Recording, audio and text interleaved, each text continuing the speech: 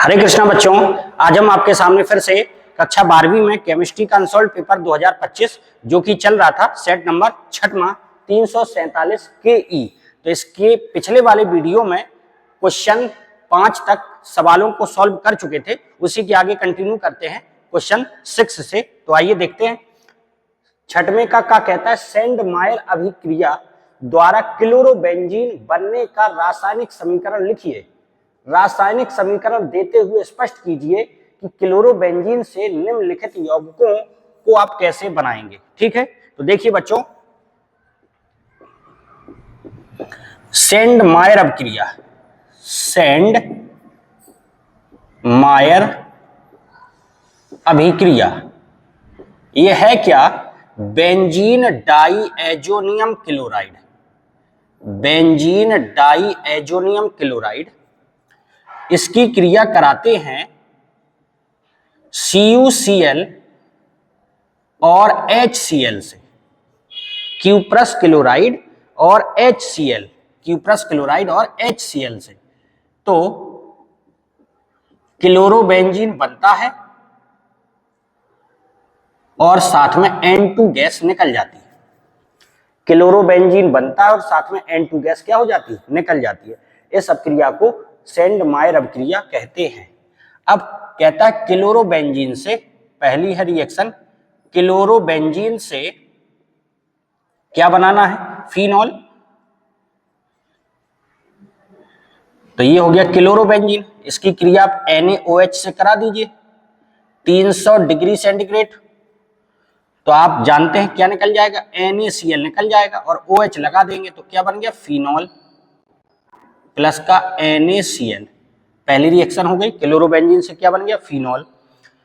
दूसरी रिएक्शन है क्लोरोबेंजीन से टॉलुइन बनाना है।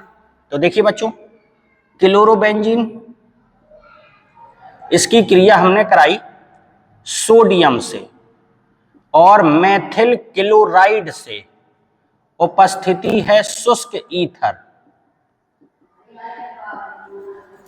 क्लोरोबेंजीन सोडियम और मेथिल क्लोराइड से शुष्क ईथर की उपस्थिति में क्रिया कराई तो क्या निकल गया? 2NaCl। 2 Na है और 2 Cl है तो क्या बन गया? 2NaCl। अब बचा क्या आपके पास? CH3 बचा है तो यहां पे लगा देंगे तो बेंजीन रिंग के ऊपर आ जाएगी CH3, जिसको आप क्या बोलते हैं? टॉलुइन। और इस अभिक्रिया को क्या बोलते हैं?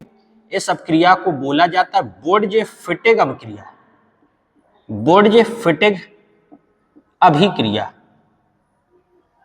ठीक है, बोर्जे-फिटिग अभिक्रिया।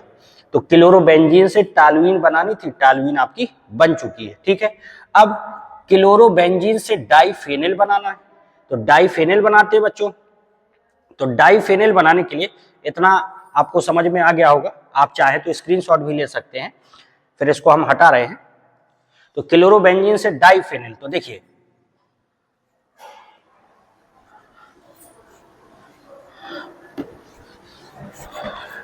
तीसरी रिएक्शन है क्लोरोबेंजीन की क्रिया फिर से हमने सोडियम से कराई और इसके 2 अणु ले लिए। तो दूसरा अणु हमने अलग से समझाने के लिए लिख दिया क्लोरोबेंजीन, उपस्थिति वही शुष्क ईथर। ठीक है, शुष्क ईथर। तो फिर से देखो क्या निकल गया बच्चों? 2NaCl। तो 2NaCl निकल गया। जब 2NaCl इधर से निकल जाएगा तो इस बेंजीन रिंग से ये बेंजीन रिंग जुड़ जाएगी। तो जोड़ दीजिए प्लस 2NaCl, ये क्या बन गया? डाइफेनिल। और बच्चों आप लोग जानते होंगे इस अभिक्रिया को नाम से भी बोला जाता है फिटिग अभिक्रिया, फिटिग अभिक्रिया। ठीक है, तो क्लोरोबेंजीन से क्या बन गया? आपका डाइफेनिल बन गया। इस प्रकार से ये क्वेश्चन आपका कंप्लीट हो गया। अथवा में, इसी क्वेश्चन की अथवा में है पॉलीहेलोजन यौगिक पर टिप्पणी लिखिए। पॉलीहेलोजन यौगिक पर टिप्पणी लिखिए। तो होते क्या है पॉलीहेलोजन यौगिक? वे कार्बनिक यौगिक जिनमें एक से अधिक हेलोजन परमाणु जैसे Cl हो गया, Br हो गया, I हो गया, कार्बन श्रृंखला से जुड़े होते हैं, उन्हें पॉलीहेलोजन यौगिक कहते हैं। ये यौगिक व्यापक रूप से उद्योग, कृषि और चिकित्सा में उपयोग किए जाते हैं, लेकिन कुछ पर्यावरणीय प्रदूषक भी होते हैं। हैलोजनों की संख्या के आधार पर ये निम्न प्रकार के हो सकते हैं: डाई हैलोजन यौगिक जिसमें 2 हैलोजन हो, ट्राई हैलोजन यौगिक जिसमें 3 हैलोजन हो, टेट्रा हैलोजन यौगिक जिसमें 4 हैलोजन हो।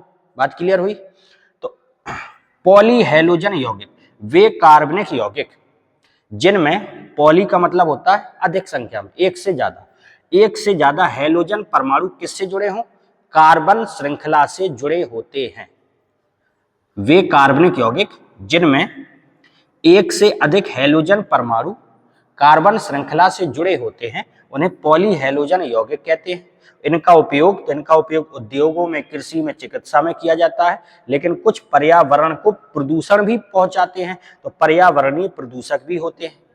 एग्जाम्पल, डाई हैलोजन 2 होंगे तो डाई हैलोजन यौगिक, 3 होंगे तो ट्राई हैलोजन यौगिक, 4 होंगे तो टेट्रा हैलोजन यौगिक। ये हमने एग्जाम्पल लिख दिए। इसको आप क्या बोलेंगे? डाई क्लोरो, एक कार्बन है मीथेन, इसको ट्राई क्लोरोमीथेन, इसी को आप लोग क्लोरोफॉर्म बोलते हैं। ये टेट्रा क्लोरोमीथेन, इसी को आप कार्बन टेट्रा क्लोराइड बोलते हैं। ठीक है। अब अगर इसके बारे में भी एक एक दो लाइनें लिखना है तो आप हेडिंग डाल सकते हैं अलग से। ये तो हमने इसी में कंबाइन कर दिया, लॉन्ग आंसर में है, आप अलग से हेडिंग डाल सकते हैं, मोनोक्लोरोमेथेन। ठीक है, मोनोक्लोरोमेथेन। फिर इसके बारे में लिख दीजिए, यह एक सामान्य विलायक और पेंट रिमूवर के रूप में उपयोग में होता है या उपयोग किया जाता है। डाई क्लोरोमेथेन, ये हेडिंग डालिए अलग से। क्या लिखेंगे? यह एक सामान्य विलायक और पेंट रिमूवर, रिमूवर माने पेंट को हटाने वाला, पेंट रिमूवर के रूप में इसका उपयोग किया जाता है। क्लोरोफॉर्म हेडिंग डालेंगे या ट्राई क्लोरोमेथेन हेडिंग डालेंगे। इसका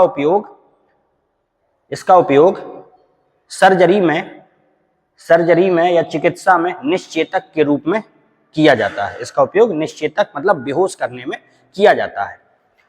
हेडिंग डालेंगे टेट्रा क्लोरोमेथेन या कार्बन टेट्रा क्लोराइड। इसका उपयोग प्रशीतक के रूप में और कुछ दवाओं के निर्माण में प्रक्रिया विलायक के रूप में किया जाता है। ठीक है, इसका उपयोग किसमें? प्रशीतक के रूप में और कुछ दवाओं के निर्माण में प्रक्रिया विलायक के रूप में किया जाता है। तो ये आपका पॉली हैलोजन यौगिक पर टिप्पणी हो गई। लॉन्ग आंसर में आया है तो लॉन्ग आंसर में भी आप इस प्रकार से लिख सकते हैं, सरल भी है, आपको समझ में भी आया होगा। वे कार्बनिक यौगिक जिनमें एक से अधिक हैलोजन परमाणु कार्बन श्रृंखला से जुड़े होते हैं पॉली हैलोजन यौगिक कहलाते हैं। इनका उपयोग कृषि में, उद्योग में, चिकित्सा में किया जाता है। और कुछ पॉली हैलोजन यौगिक पर्यावरण प्रदूषण भी फैलाते हैं। ठीक है, कितने प्रकार के होते हैं? तो हैलोजन की संख्या के आधार पर डाई हैलोजन यौगिक, ट्राई हैलोजन यौगिक, टेट्रा हैलोजन यौगिक होते हैं। तीनों के एग्जाम्पल हमने आपको समझा दिए। अब इनके बारे में थोड़ा सा एक एक या दो लाइन लिख सकते हैं, जिससे ये लॉन्ग आंसर आपका कंप्लीट हो जाए। तो इसमें क्या लिखेंगे? यह एक अलग से हेडिंग डाल के, यह एक सामान्य विलायक और पेंट रिमूवर के रूप में उपयोग में आता है। ये निश्चेतक के रूप में उपयोग में आता है, निश्चेतक बेहोश करना। ये प्रशीतक के रूप में और कुछ दवाओं के निर्माण में प्रक्रिया विलायक के रूप में इसका उपयोग किया जाता है। तो इस प्रकार से ये क्वेश्चन भी आपका कंप्लीट हो गया। अब आइए खा नंबर देखते हैं। छठवें का खा कहता है फिनॉल बनाने की विधि लिखिए और इसकी निम्नलिखित से अभिक्रिया के रासायनिक समीकरण लिखिए। सांद्र नाइट्रिक अम्ल, ब्रोमीन जल और जिंक। तो देखिए बच्चों, फिनॉल तो बनाने की विधि, किसी से भी आप फिनॉल को बना दीजिए। तो मान लीजिए हमने क्लोरोबेंजीन लिया, NaOH से क्रिया करा दी 300 डिग्री सेंटीग्रेड पर, तो NaCl निकल जाएगा और क्या बन गया? फिनॉल प्लस का NaCl। फिनॉल बनाने की विधि हो गई। ठीक है, भाषा लिखना पड़ेगा, तो भाषा लिख दीजिए कि क्लोरोबेंजीन की क्रिया सोडियम हाइड्रोक्साइड से 300 डिग्री सेंटीग्रेड ताप पर कराने पर फिनॉल प्राप्त होता है। भाषा हो गई, रिएक्शन हो गई। अब इसकी रिएक्शन लिखना है, तो पहली रिएक्शन देखें। फिनॉल की क्रिया कहता है नाइट्रिक अम्ल से कराइए, लेकिन ये सांद्र है, उपस्थिति रहेगी सांद्र H2SO4। तो आपको पता होगा बच्चों पिक्रिक अम्ल बनता है। क्या बनता है? पिक्रिक अम्ल। तो ये जो HNO3 को आप कैसा लिख सकते हैं? OHNO2। तो NO2 को 2 पर, 4 पर और 6 पर लगाना है। तो 2 पर, 4 पर और 6 पर लगा दीजिए, प्लस का H2O। भाई OH क्या बनाएगा? H2O बनाएगा। इसके कितने अणु लग गए? 3 अणु। ठीक है, तो ये आपका क्या बन गया? 2,4,6 ट्राई नाइट्रोफिनॉल, या इसी को बोलते हैं पिक्रिक अम्ल। ठीक, आगे देखिए दूसरी रिएक्शन है फिनॉल की क्रिया ब्रोमीन जल से बोल रहा है। ब्रोमीन जल, फिनॉल को ज्यों का त्यों लिखें, Br को भी 2 पर, 4 पर, 6 पर लगा दीजिए। तो 2 पर, 4,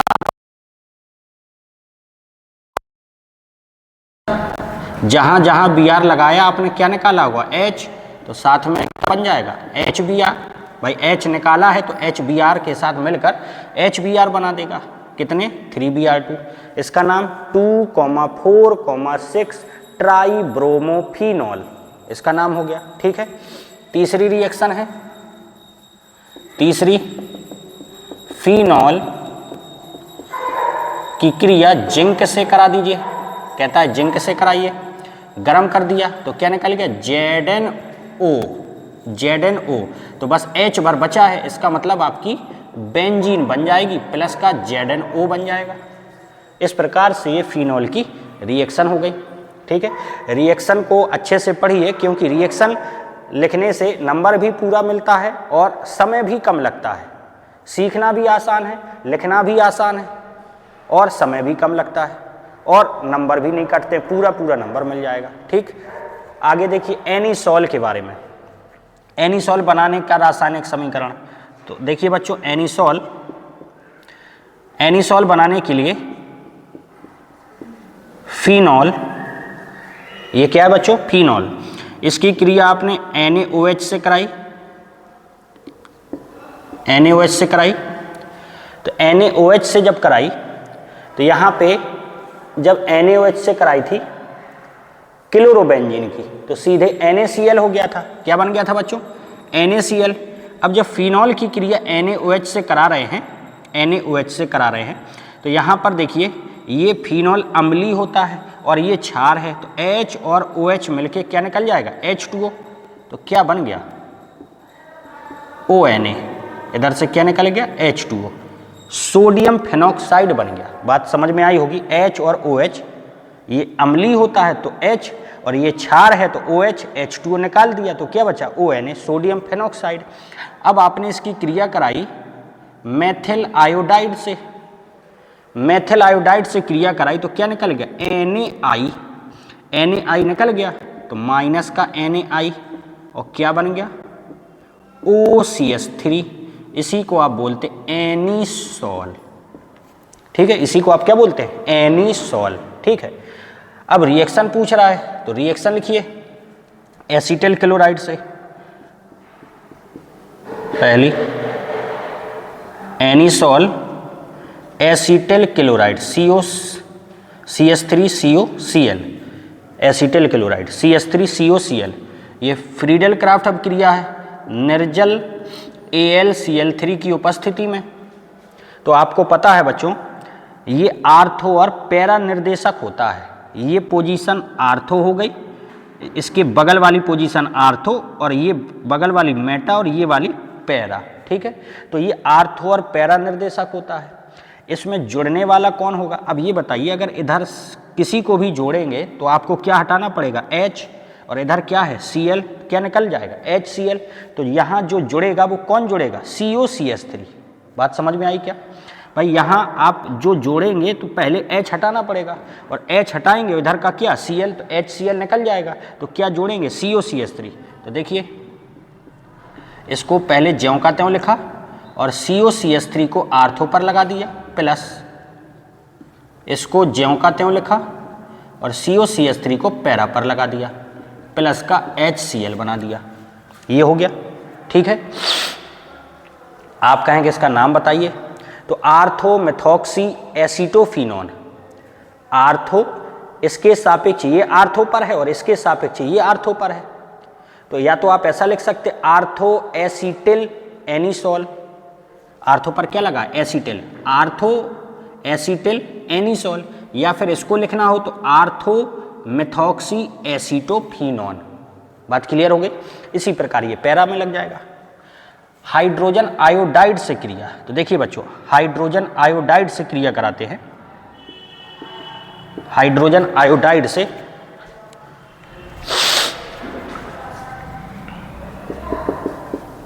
फिनॉल क्रिया किया, हाइड्रोजन आयोडाइड सॉरी फिनॉल नहीं एनिसोल, जैसे इससे क्रिया हुई तो आप खुद देखिए CH3 I निकल जाएगा और H लग जाएगा, इसका मतलब फिनॉल बना प्लस का CH3I, CH3I मेथिल आयोडाइड बन गया और फिनॉल बन गया। ठीक, तीसरी सांद्र H2SO4 तथा सांद्र HNO3 के मिश्रण से कराना है। आपने इसका स्क्रीनशॉट ले लिया होगा और अच्छे से समझ में भी आ गया होगा कि देखिए CH3I निकल जाएगा, H जाएगा इधर लग जाएगा, तो अपने आप क्या बन गया फिनॉल। ठीक, अब तीसरी रिएक्शन इसको हटा रहे हैं,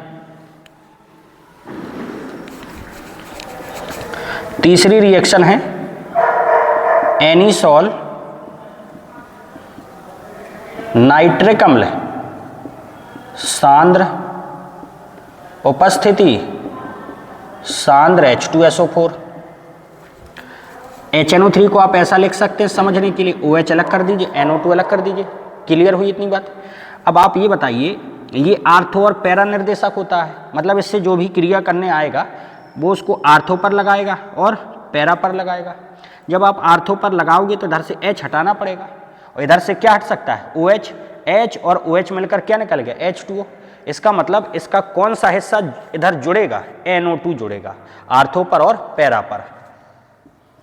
तो इसको ज्यों कहते हो, इसको ज्यों कहते हो, NO2 को आर्थो पर जोड़ा प्लस NO2 को पैरा पर जोड़ा प्लस का H2O, ये समझाने के लिए लिखा गया था। तो इस प्रकार से ये तीसरी सांद्र H2SO4 तथा सांद्र HNO3 के मिश्रण से भी आपकी ये रिएक्शन हो गई। तो इस प्रकार से बच्चों ये छठवां जो क्वेश्चन था वो कंप्लीट हो गया। इसके अगले वाले वीडियो में जो लास्ट क्वेश्चन बचा है क्वेश्चन 7 वो भी कंप्लीट करा दिया जाएगा। तो उम्मीद करते हैं आपको ये वीडियो बहुत अच्छे से समझ में आया होगा, रिएक्शन अच्छे से समझ में आई होगी। तो कृपया करके वीडियो को अधिक से अधिक शेयर करें और चैनल को सब्सक्राइब करें। Thank you.